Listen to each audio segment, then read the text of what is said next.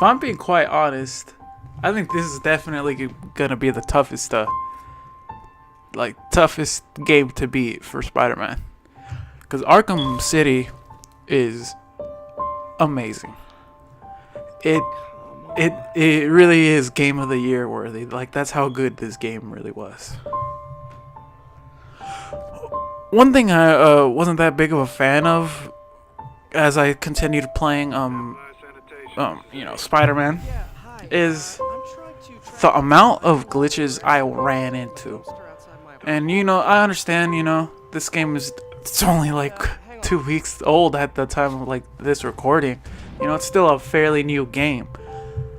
And no game should be like no game is going to be perfect at launch. No matter how amazing the developer is, there's going to be at least one hiccup. And there were actually times where this game crashed on me. And that's really not good, because like no matter what game I've played, it never crashed on me,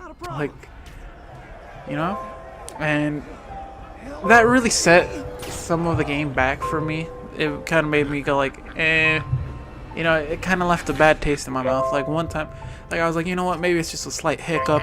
I'll wait a couple minutes. I'm not really worried about it. So I put the controller down, went to the restroom for like a solid 2 or 3 minutes. Then I came back and it was still frozen. That's when I knew. I was like, you know what? I'm done. I'm just gonna close that. I'm just gonna stop playing for right now. And I feel like that still resonates to me. No game should be like that. But, it's something you gotta get used to. And playing the story, I've been doing a lot of side quests on this game. And, leveling up my Spider-Man. But the story for this game, man, it is good. For Spider-Man, the story is fantastic. It's so good. Again, playing a lot of this game, you really do see Spider-Man growing a little bit as a person. In the previous video I said I don't like the way he talks. I'm not a fan of it. He kind of sounds like someone old was writing a 23-year-old, But like when it's serious, he's the most serious out of the group, That's kind of that's what I like. When you picture Spider-Man, you picture him goofing around. But if something gets very serious, he's gonna be the least funny guy in the room. He's gonna be the one not making jokes. And that's what I'm noticing with this game in terms of story and dialogue, whatnot, and that's fantastic. I'm in love with that. Something I'm not a big fan of is actually the Mary Jane sequences. It's honestly I would say it feels like I think so far I had played 3 matches, three times as a character, up to this point, or up to the point I'm recording, and I feel like that's honestly a little too much already, if I'm being quite honest. I pictured it being once or twice, and then. Oh, well, I was gonna mention another character right here that it's Miles. We know of Miles. Just a quick spoiler. Again, I'm gonna wait a little bit just so you guys can know if you guys want to hear this or not. I'm gonna be talking about this. 3, 2, 1. I'm not a fan of playing as Miles Morales. To me, it just feels like the same thing I'd be doing with Mary Jane. And at the time of this, again, I'm not even finished with the game. And cuz I'm taking my time with this, cuz these are things I want to take my time with.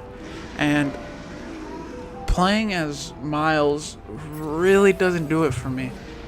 After the explosion where his father died, you go looking for him. I wasn't a fan of that. And then this other, getting too far ahead of myself. I don't want to continue to talk about spoilers. I probably will start talking about them by the next time when I'm doing Arkham Knight. But again, this game, it's really solid. Marvel chose a good studio. Well, Insomniac chose it, right? But they did great. They did fantastic. It's amazing. And so why do I think it's gonna be tough to beat this game, Arkham City? Have you played Arkham City? And if you haven't, you that's a surprise. That's more rare than Action Comics #1. Like, that's how, like, I meet people who don't even like superheroes or don't care about them, and they've at least played this one. This game was huge coming out. Huge. It's probably just as big as Spider-Man was. Probably not, like, yeah, just about as big, because, you know, Arkham Asylum came out and just dominated everything. And the reason the reason Spider-Man came out and was like so anticipated was because the only good one that people really acknowledge is Spider-Man 2. Yes. And you know, I understand. Spider-Man 2 is pretty fantastic. And looks like everything's here. Speaking about Marvel's Spider-Man, Kind of awesome. for me personally, I've just one little gripe with the web swinging. And I know people are gonna be furious about this, but it's just I really like the feeling of web swinging, and it feels amazing. You know, it feels so fluid, and like this is how Spider-Man would go. You know, like it's hard to run into walls, you know, like without like, really trying. Even when you're not trying, it's like almost impossible to run into a wall, like on accident. Like it's very what's that word I was looking for? Responsive, you know. But one thing I had noticed is, and I understand, you know, this is actually one of the challenges where it's like swing as close to the ground as possible for like a certain amount of meters. And one thing I like Spider-Man 2 is the physics in the game I still think are ahead of its time. I think they are still ahead of its time for a game that released in 2004, 14 years ago. I still think it's a little advanced, because with that one it felt like a person actually like swinging, you know. Like you would play this and you just see Spider-Man like running like nothing, like it's nothing, you know. And I remember, like, yeah, Spider-Man would just be running, and then like in a way it feels like gravity didn't necessarily like apply to him. And it did in Spider-Man 2, because, you know, you'd be running for like 2 seconds at most before you had to start crawling. And I'm a fan of that. Just like when you're swinging and you get really, really low, and you actually get so low where you're running on the floor. I remember that, and I remember like thinking that was a lot of fun right there. And that's something you don't see in Marvel Spider-Man, and that's something I'm not a big fan of. You know, I'm also a big fan of fall damage. You know, Spider-Man 2 had fall damage, and that's something that Marvel Spider-Man doesn't have. And in all honesty, I'm not really okay with that. That's something I would prefer.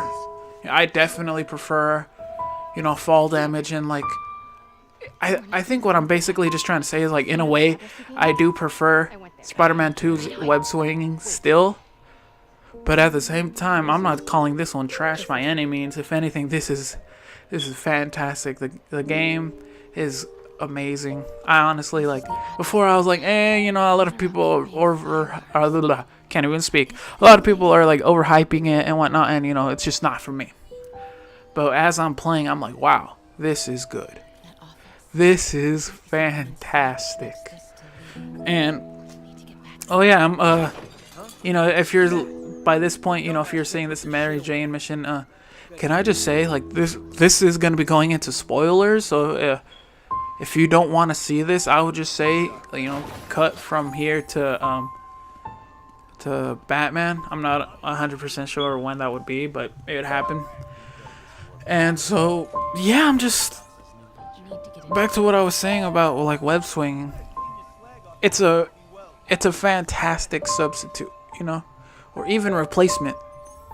It is great, and I'm okay with them going this way. You know, that's just something. Again, this is just my personal opinion. This is how I feel about the web swinging. You know, they don't have to do it the way that I want it, because, you know, they're not making the game just for me. They're trying to make it like as appealing to like the masses. And I understand, you know, that's not something I'm really like tripping over. And the biggest competition, I think, I'm gonna be talking about Arkham Knight, you know, in the next video. But for this, boy, was Batman good. Boy, if I'm being honest, the story is garbage in my opinion. I'm not a fan of it. It's too convoluted, too many like side missions and whatnot. But it's just not for me. You know, you'll hear people talking about how great the game was and like the story was great and whatnot, and I'm like, was it? Like, really think about it. If you think this game had a great story, you probably think a lot of other games have great stories, like games that I personally wouldn't like. You probably thought Arkham Knight had a good story. Again, that's gonna be for the next video. I'm already getting a little ahead of myself, but the combat is much better in this game, and I'm talking about Batman Arkham City. It's much better than it is in Arkham Asylum 5x5. You know, it's much smoother. It's more reliable. I feel a lot better playing it. I feel more like Batman than I did before, and it's like they knew what they did right with Arkham Asylum and what they did wrong, and they said, all right, the right we're gonna improve, and the wrong we're just gonna like get rid of. You know, we're not here to make an okay game. We're here to make an Arkham Asylum sequel. That's how it felt to me playing this, and boy, I can't talk about how good that game is. If I'm being honest, if I had to choose in terms of combat, which game I prefer, only in terms of like difficulty, I'm gonna be saying this game right here. I'm gonna be saying Spider-Man, and that the reason is, you know, is because of the challenge. It's a lot. It does get a little more difficult in City than it does in Asylum. But, you know, at the same time, like the counter system is like just press triangle. There have been so many times where I'm playing Marvel Spider-Man. I thought I got a perfect dodge, and then I get hit like 4 times in a row, and I die. You know, I'm like, this game has killed me more in terms of combat. Like, it's already killed me more times than Arkham Asylum and Arkham City did combined from the combat. You know, one thing, the stealth, I feel it's very out of place when you're playing as Spider-Man. You know, like right here when you see me playing as Mary Jane, and it's totally fine. But when I'm playing as Spider-Man, I'm doing this. It doesn't feel like I necessarily have to. It really doesn't. You know, like I just know, like, oh, it's gonna tell me when they're gonna shoot, and I could just dodge them and then, you know, web them up or whatever. But in Spider-Man, Batman Arkham City, the stealth was so important, because even if it's just one person with a gun, that one person can turn the tides. I've gone against, you know, I'll be playing like missions on here where I have to, like, all the people have guns and whatnot, and I'm not worried. When I'm playing Batman, I'm worried. I don't want to be seen. Playing Spider-Man, I'm just like, oh, well, go with the flow, you know, just like, you know, they're not going to be able to kill me anyways because I've gotten a lot better in the combat already, but it just feels like, the gun mechanics and, like, guns and whatnot overall are better, and stealth are better in Batman.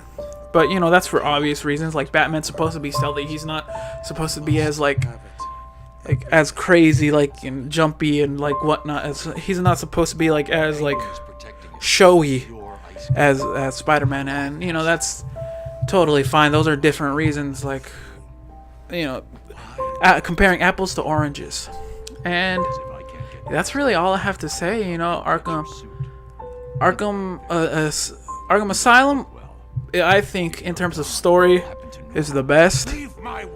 I'm probably just gonna be straight up hating on a night when I do that video, but I like this game, not bad at all. But I still think Spider-Man even beat this one. If these two were to come out at the same time, and if I had to choose one, or which one I think I would be playing years from now, I think it would be Spider-Man. Then again, I do have the Platinum Trophy for Arkham Asylum and Arkham City, so like that tells you I have played this game a lot. You know, I've completed the game, and so that tells you the amount of replayability it has for me. And I feel like because I'm saying Spider-Man has the kind of replayability that it has now, I'm going to try and try to get the Platinum trophies. Like in my opinion, that does tell you a lot. You know, like before playing Batman games, I didn't really decide on it until like I was like, oh, I have like 80% of the trophies. I guess I'll go for all of them. Here, I knew right from the get-go. Like, well, I wouldn't necessarily, I wouldn't say necessarily right from the get-go, but I knew after a couple hours of playing, I was like, I'm gonna get all the trophies. I'm gonna be getting the Platinum Trophy for this game. That's if you know something like that, that tells you you're gonna have a good time with this game. And the right here, the interaction between Spider-Man or Peter Parker and Mary Jane, it's great. It's great. So much better than in Batman, in my opinion, where they kind of like brought Talia into this, and they kind of dumbed down the game for you. And you know, they'll be like, "Oh, that's Talia. You love Talia. You'll do anything for her." And you know, they keep like telling you about this. And in Spider-Man, they don't dumb it down. You know, like when Spider-Man or not when Batman got injected with the blood and he was gonna start dying, he was just like, "Oh, I have Joker's blood in me," and they're gonna be, "Well, that means you're gonna die if you don't find this, this, and this." And he's like, "Yep, I know." And in this one, it's a lot of like subtleties. Like Peter another spoiler. I'm sorry about this, but when Peter knows that Mr. Negative is Martin Lee is Mr. Negative, you know, he sees him come out of his office, and Martin Lee like doesn't say a word, and he already knows that Peter knows, and they don't do anything like that in Batman. They really dumb it down for you. Overall, Spider-Man wins.